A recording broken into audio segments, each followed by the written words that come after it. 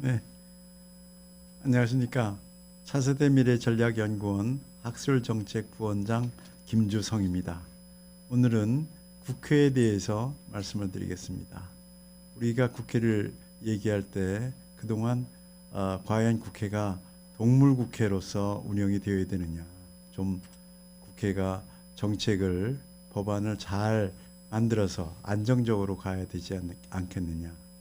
그랬더니 또 식물국회가 돼서 일 안 하는 국회로 또 국민들이 걱정을 한 적이 있었습니다.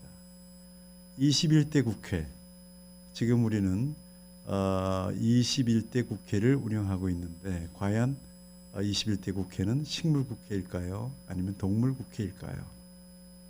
사진에 보시듯이 야당이 빠져나간 뒤에 여당과 여당의 우호 세력들이 우호적인 국회의원들이 모여서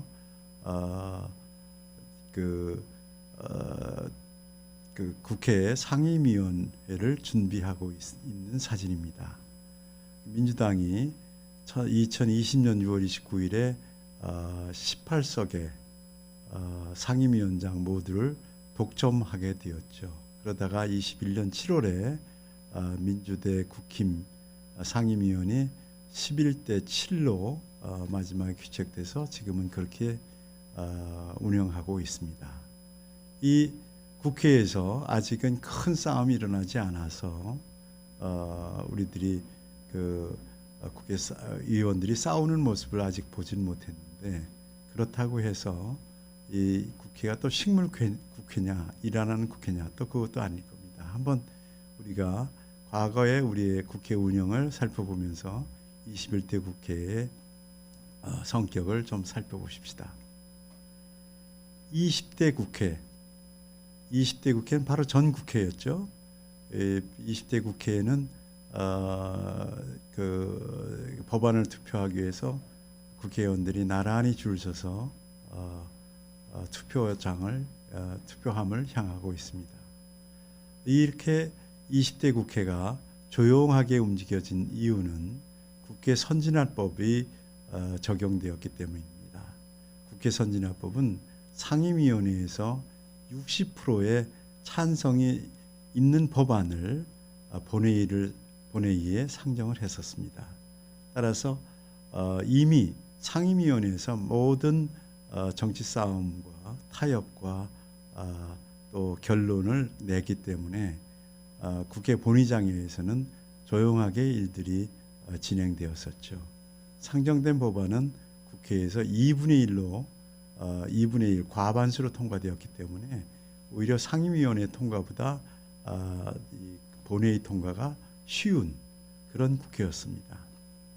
이때는 상임위원회에서 법안을 서로 타협하고 정치적인 싸움을 했기 때문에 당시에는 국회 선진화법에 의해서 문제가 됐던 것은 끼워넣기 법안이 많았다고 했었습니다. 왜냐하면 여당에서 통과시키려고 그러면 반드시 야당에서 요구를 하고 그 요구됐다 그러면 만일 여당에서 6개를 통과시키면 4개는 끼워주는 이런 타협적인 국회가 운영이 됐었죠. 따라서 여당의 정치 주류의 법안들을 제대로 다 만들지 못했다는 반성들이 있었습니다.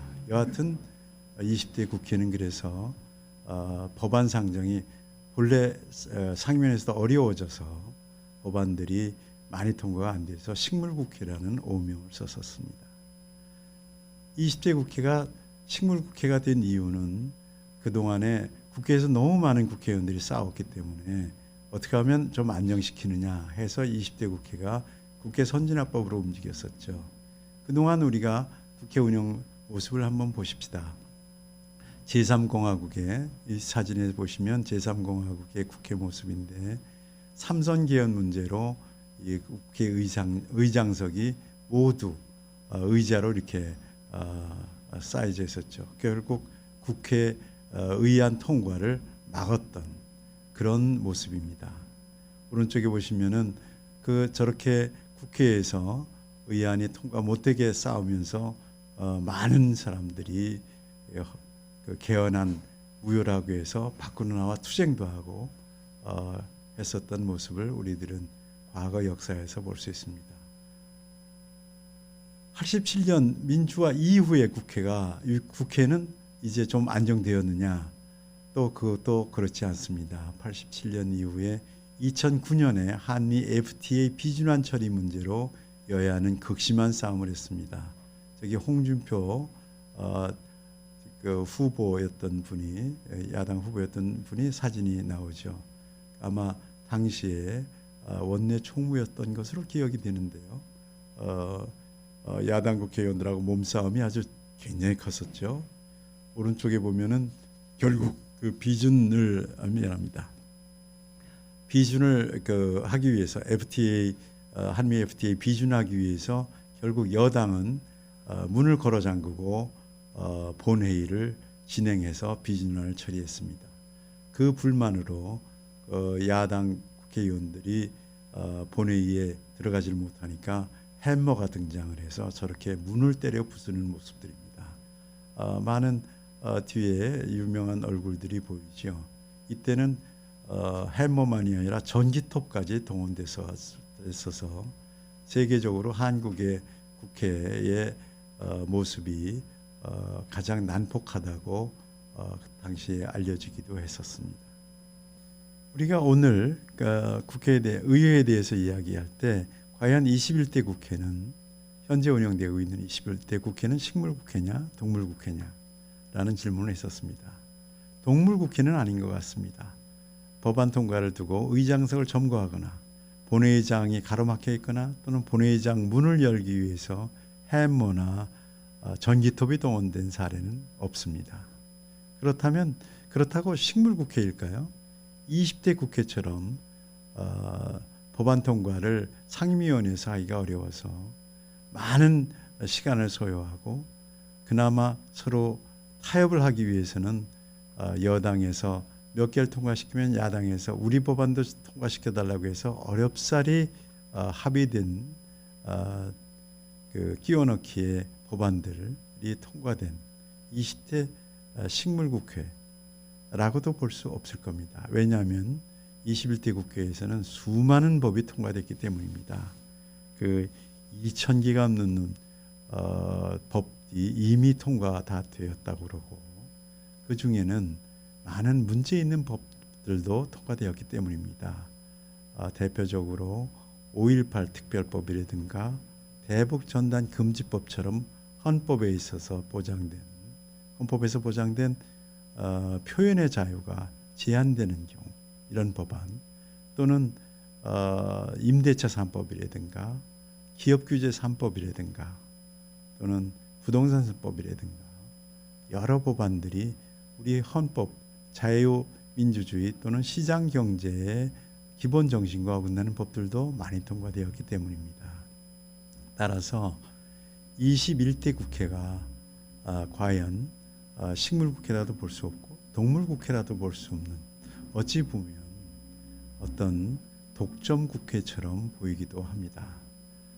따라서 우리들이 이제 세 가지 그 국회의 모습을 봤습니다. 식물국회, 동물국회 또는 어떤 독점국회 이런 세 가지의 국회의 모습을 봤는데 이렇게 국회에서 식물국회로 운영되거나 동물국회로 운영되거나 또는 독점국회로 운영될 때 과연 이 국회는 민의의 전당이냐